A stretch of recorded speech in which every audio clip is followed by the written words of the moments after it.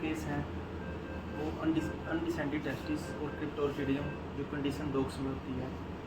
इस केस में हम वो बातें बताएंगे कि जो ओनर को टाइमली अगर ध्यान रखा जाए तो आप एक बहुत बड़ी सर्जरी से बच सकते हो और डॉग की जान को जो अनफेवरेबल कंडीशन के कारण जो नुकसान हो सकता है हम उससे बचा सकते हैं।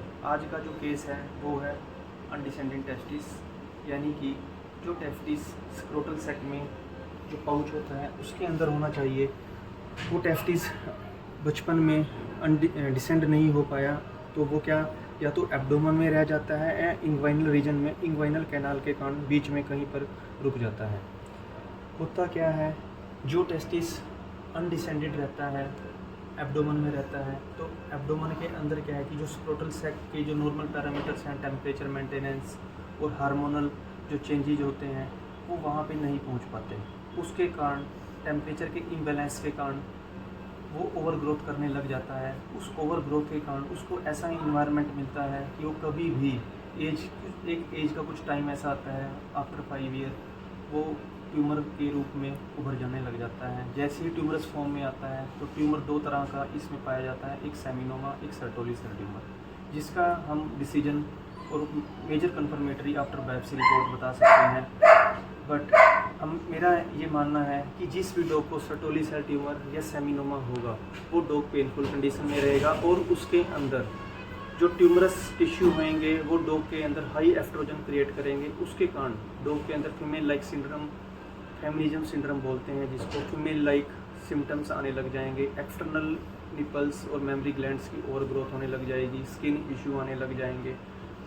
तो इनसे बचने के लिए हमें टाइमली अगर पता है कि हमारे डॉग के स्क्रोटल सेक के अंदर एक टेस्टिस नहीं है तो हमें अपने वेट के पास जाना है, उसका अल्ट्रासाउंड करवाना है, ये देखना है कि स्टमक के अंदर एब्डोमेन में इन एब्डोमेन जो टेस्टिस रुका हुआ है क्या वो अभी कैंसरस तो नहीं है, वो मैलिग्नेंट तो नहीं है, वो ओवर ग्रोथ तो नहीं है।